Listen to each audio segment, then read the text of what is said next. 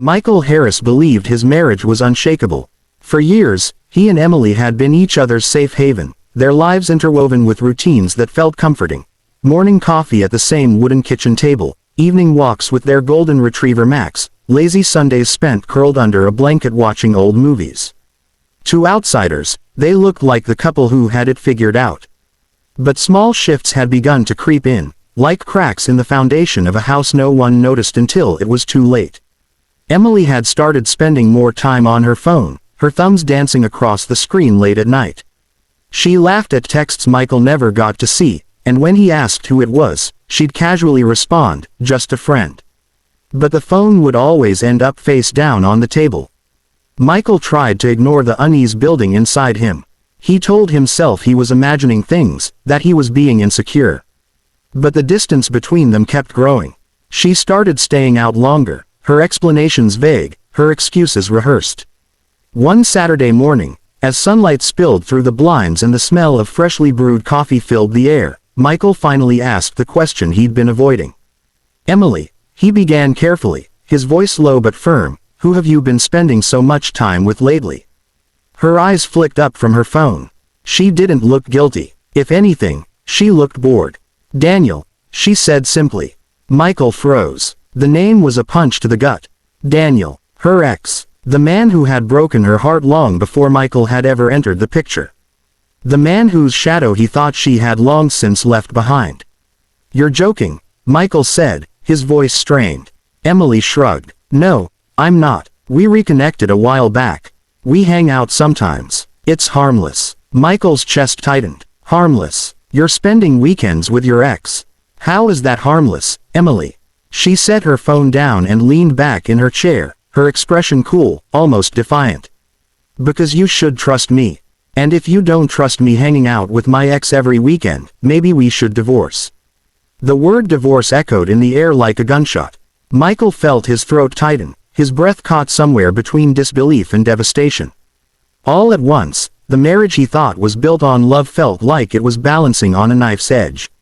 And for the first time, Michael wondered if Emily had already made her choice. The days after Emily's ultimatum felt like walking through fog. Michael went to work, answered emails, sat in meetings, but his mind never left the kitchen table where she had so casually thrown the word divorce at him. It replayed in his head like a scratched record. "If you don't trust me hanging out with my ex every weekend, maybe we should divorce."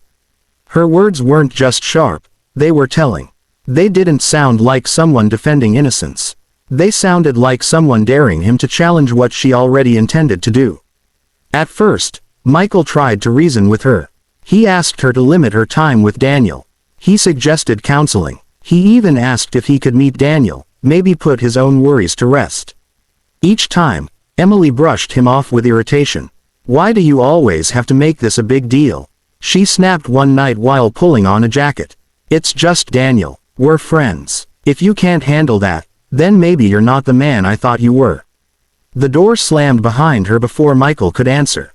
By then, Friday evenings had become a ritual Michael dreaded. Emily would dress up. Not extravagantly, but with more effort than she ever made for their date nights. She'd dab on a new perfume, fix her hair, and murmur something about meeting Daniel for coffee, or catching a movie. But coffee turned into hours away, and movies ended well past midnight. When she returned home, her cheeks flushed, her blouse sometimes wrinkled, she always had the same explanation: "We just lost track of time." Michael's heart told him otherwise. He noticed things he had never paid attention to before.